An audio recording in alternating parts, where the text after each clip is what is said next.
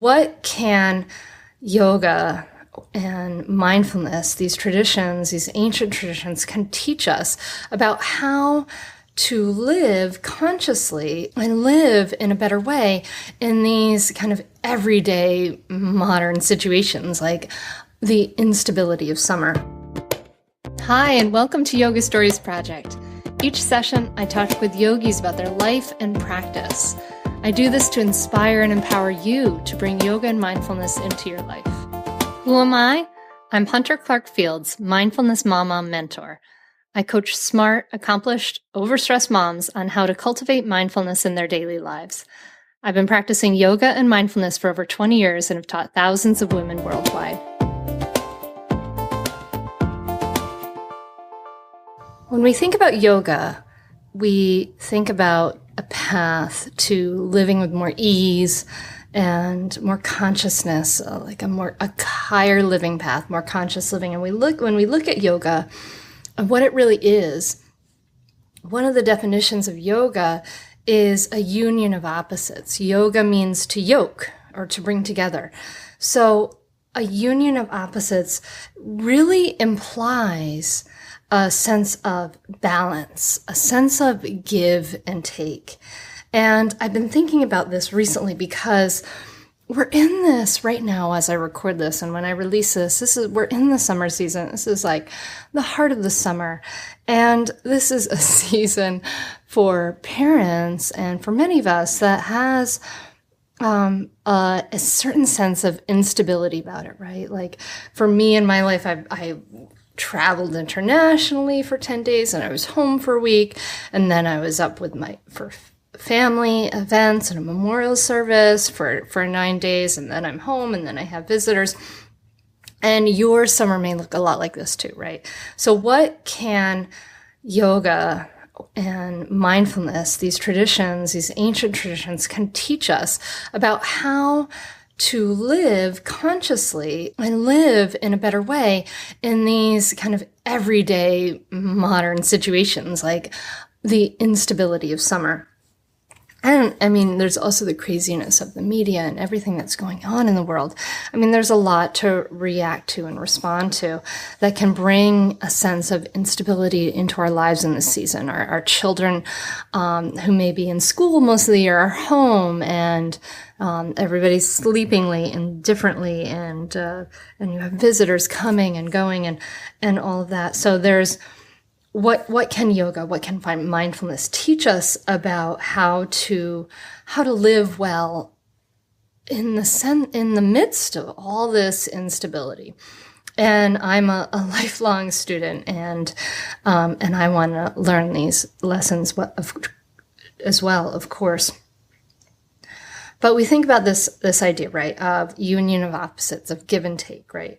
So when I think about that, and I think about the instability of summer, there's a sense of a balance, right, that we're looking for. And somehow balance has gotten, the word balance has gotten a bad rep recently. Like, oh, there's no such thing as balance. But if you practice yoga, if you go to a yoga class where you're doing postures and asanas, you know that when you get to these balancing postures,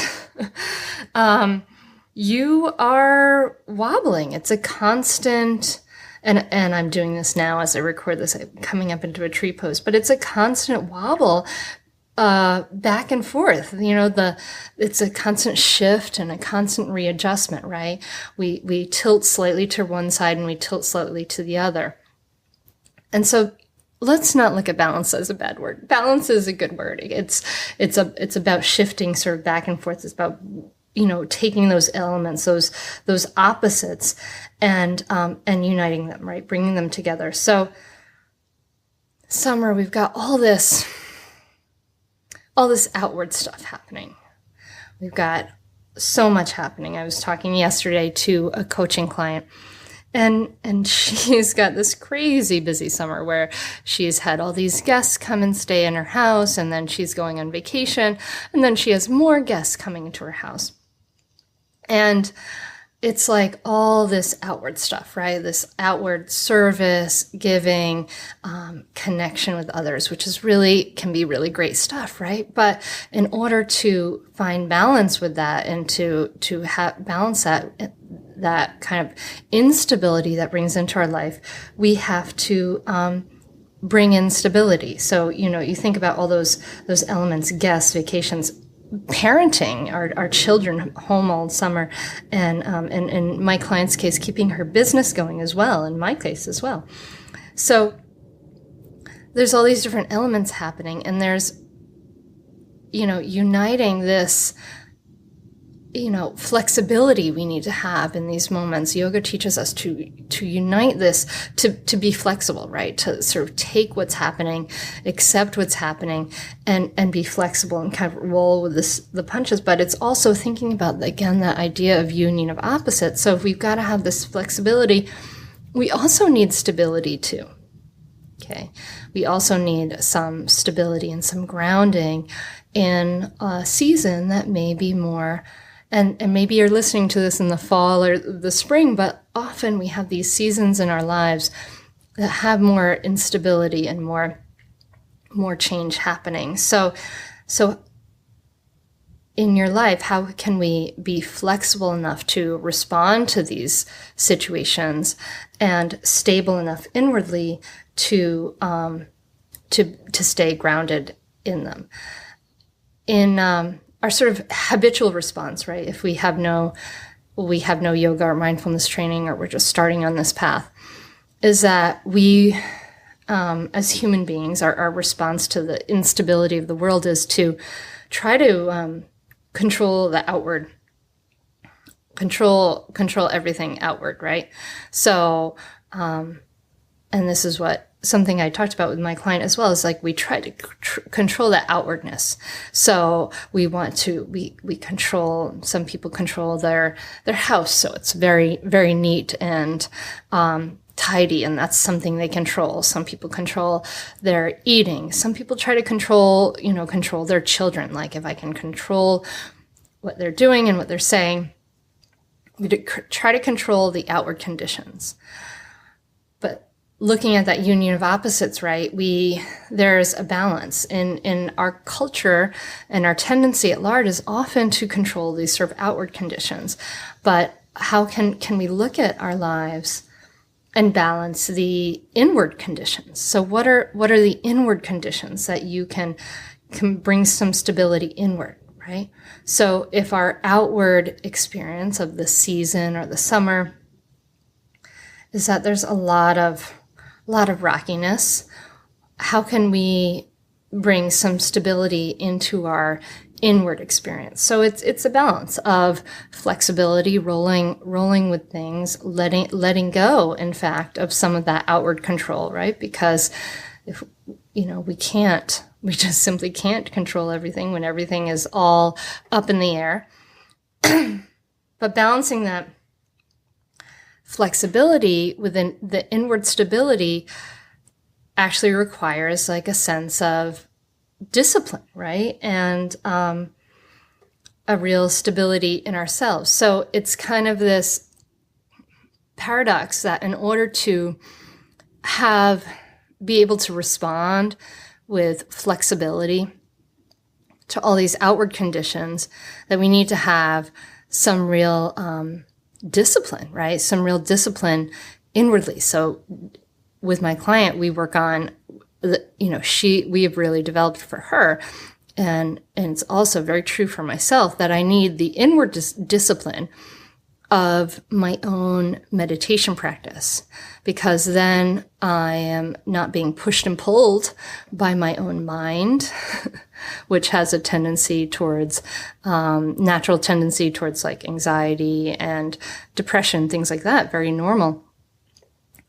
In order to, if I'm in the throes of an inward instability, then when this outer instability of the conditions of our life come, then you're totally thrown off. Or, if we have an instability inwardly and our children have a breakdown, we have so many guests at our house and we're traveling so much that there's all this outward instability, then it becomes too much and it becomes too much to handle. And we're not living consciously and living in a healthy, well kind of way. So as you take this outer experience of instability, how can you, dear listener, in your life have that inner stability, right? And you have a meditation, a mindfulness practice, a practice of sitting in quiet. The other thing I talked about with my client is what are your needs, right? Like, what do you need in these moments of so much instability to create stability in your own life? Okay. And one of the things we talked about is solitude and quiet. And it sounds like an odd thing for me to recommend to like a busy mom, right? But I mean, we kind of think, moms tend to think, oh, we just, parents, we're just going. But if we're going to be able to respond in a healthy, conscious way to our life and give our best and give our fullest to the world and give service to the world, we need to be finding time to balance all that outward with some inward quiet and solitude. So dear listener, where do you have quiet and solitude? Where can you carve out quiet and solitude in your life, in your busy summer, to find that inner stability, right? Union of opposites. Everything's active and going. How can we find some time in our day to balance that with some calm?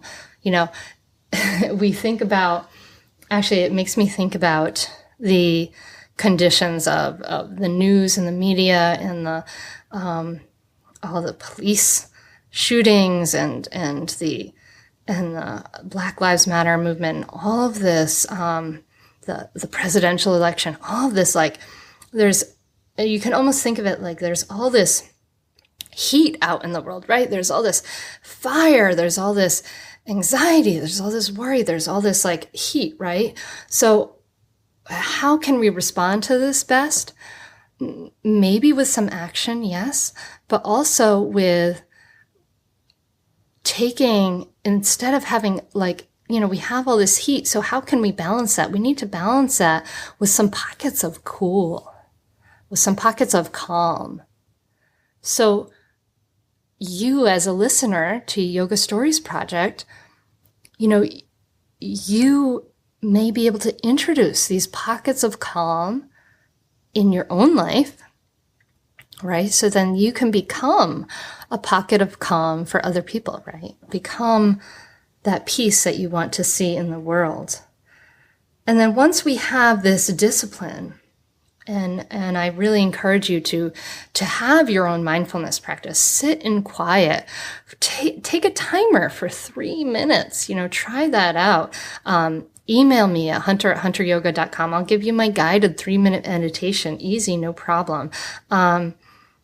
And 5 minutes. Find a time where you can create that stability, that coolness, that calm, not just for your own life, but for our whole society, right? Like, we really need this right now. And as parents, like, our kids really need this calm. Like, I have a tendency to have a temper, to have this energy, to have this outward, energy.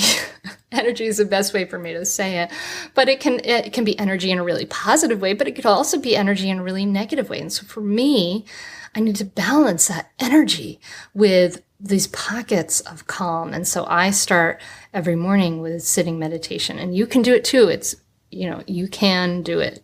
Just start real small and be dedicated to it. Do it 5 days a week. So thinking about that union of opposites, right? Of balance, of opposite things coming together. I really need that in my own life. I just started, I'm in my second week. I just did my second time of volunteering to teach at the Women's Correctional Institute here in Wilmington, Delaware, Baylor. And I'm teaching yoga there with another amazing woman, another amazing yoga teacher who I'll have to have on the podcast sometime. But I want to be of service, right? I want to be able to take this experience that I've had and these healing practices of yoga and mindfulness and share it, right? I want to share it with you. I want to share it with people around the world that I've met and connected with. And I want to share it locally with the people who really need it most. And it's really, I have to say, it's been really satisfying to teach people who have so much stress and trauma in their life and how that to get them into a state of relaxation is so powerful in an institution where they have no freedom, right? So, but to be of service in this way, to practice this seva, to be of service, I really need that pocket of calm in my own life, that self-care, that mindfulness, that meditation, and it's essential. And it's not selfish. And it's the way that I have the energy, the groundedness, etc., to be of service to the world. But there's a really important point here that I want to bring up that I talked about with Sam Chase in the last podcast. Great one to listen to. I really recommend you listen to this, to Sam Chase. He's a person of wisdom, wrote Yoga in the Pursuit of Happiness. But as he said, so we've got this self-care and our own inward practice, right? We're kind of talking about this themes of inward versus outward. And I've got this inward practice of meditation and self-care. And I want you to have this inward practice of meditation and self-care. And you really, really need that to be able to give outwardly to the world. But at the same time, you can and you should do both at the same time. Because, honestly, it's not like you're going to ever, it's possible, but, it should not be our goal to have perfect equanimity, perfect calm, perfect ease, perfect self-love before we can go and give that out to the world. And really, that giving gives us so much back anyway. But we can, it's that balance. It's that word again, that balance, that union of opposites where we need both. We need those moments of calm, quiet, coolness, those inward moments.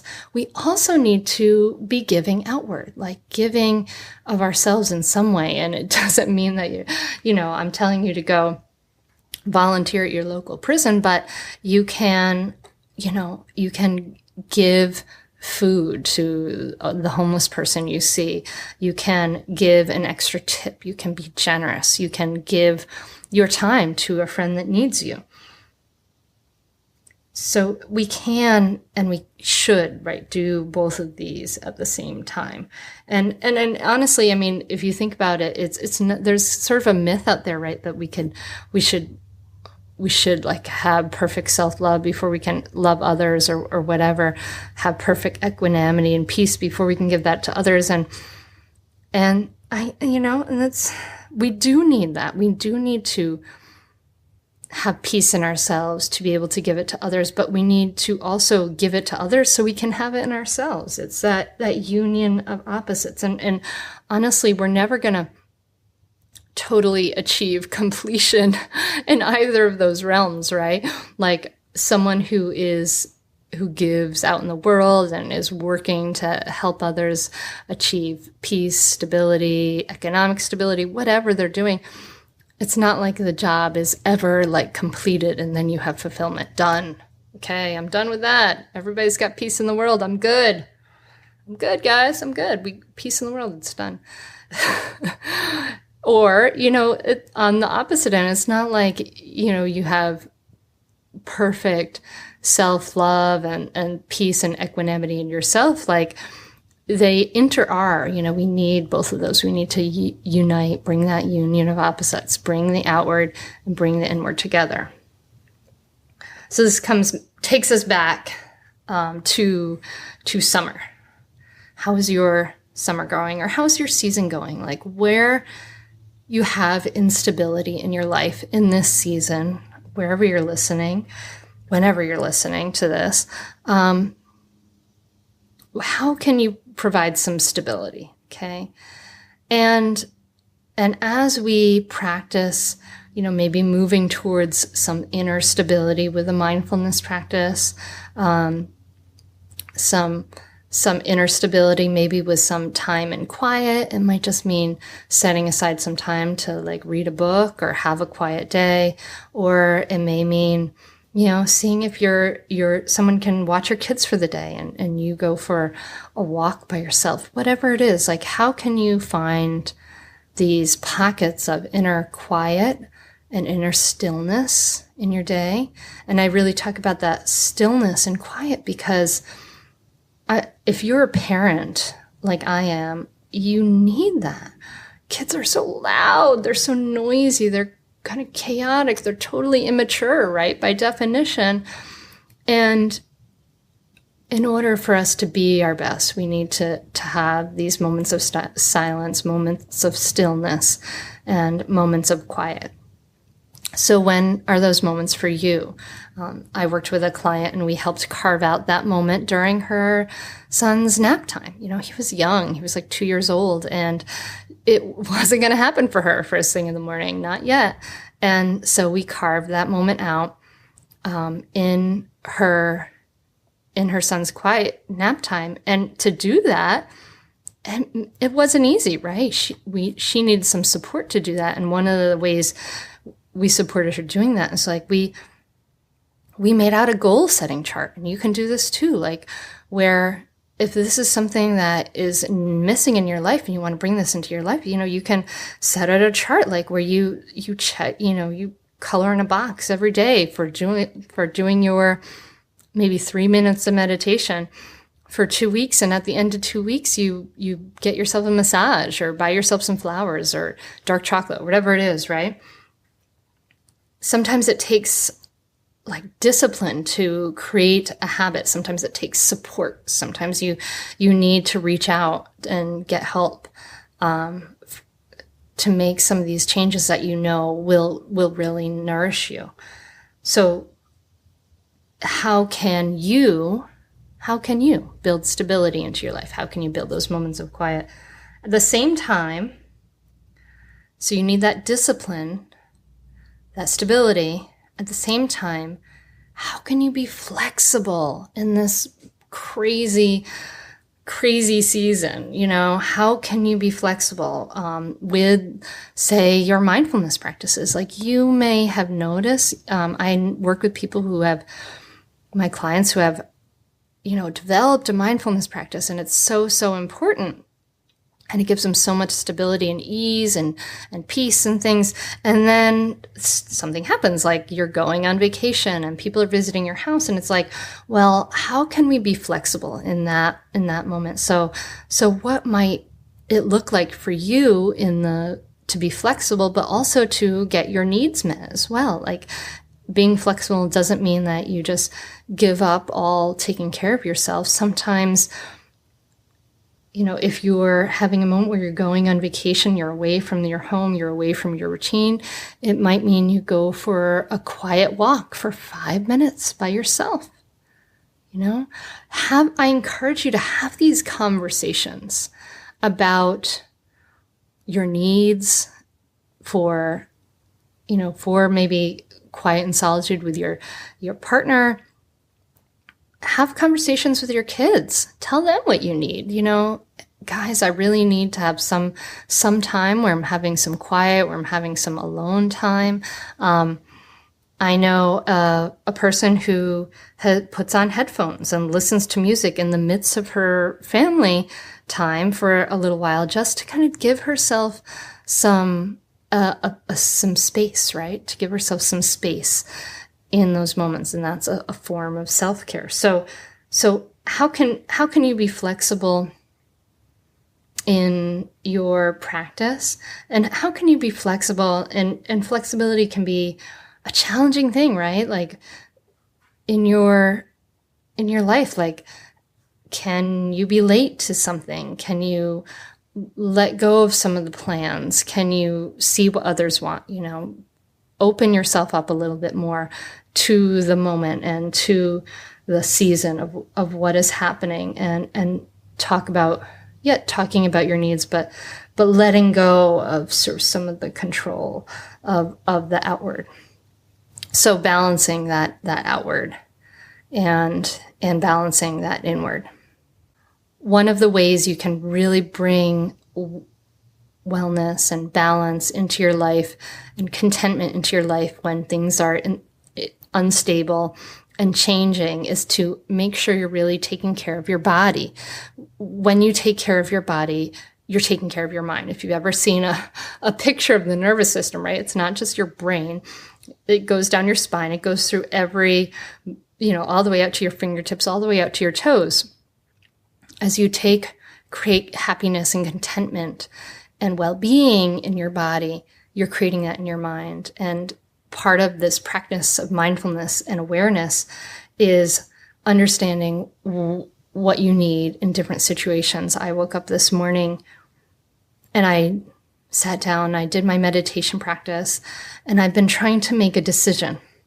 I've been trying to make a decision about a training that I'd like to do, and I'm making a choice, and I had thought about it right before I went to bed, and I woke up and my brain was like, blah, blah, blah, blah, blah, blah, blah. And it really was full of thoughts trying to make this decision. And I sat down to meditation. I sit for 30 minutes, and I think I sat and I was thinking through most of this meditation practice. It was really, my mind was abuzz.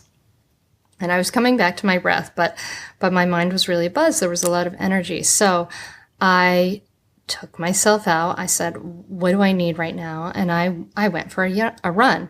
And I do that to take care of my body, but also to get my yayas out. Like I'm the type of person, I need that physical exercise to get my yayas out. And when I came back, my mind was quieter. My body was happy. I'm more calm and more relaxed, and I'll be able to be more present and mindful with my family, people around me. So how can you also take care of your body? How can you take care of your mind in this summer of instability, or this season where things are always changing? And whether if I'm talking to you in another season, I have no doubt that there's instability as well, because it's just a constant, right? The only constant thing in life is change, indeed. All right, so listener, my dear listener, thank you so much for listening. I want to challenge you to look at your own life over the next month, over the next few weeks. How can you create some pockets of cool in your life, for yourself, for your family, for all of us, right? How can you create some pockets of calm? How can you have the discipline to do a mindfulness practice, so that then you can have the flexibility in responding to the ever-changing nature of life? How can you take care of your body so that you are taking care of your mind? How can you practice this self-care and also practice service? How can you be of service to others in this time too? So some big questions. I hope that you can take a moment to think about them. Take a moment to answer. Thinking about this wisdom of uniting opposites, right? Yoga is a union of opposites. So how can we find some balance? And the Buddha called it the middle path. Okay, so how can we find that middle path between extremes, that give and take?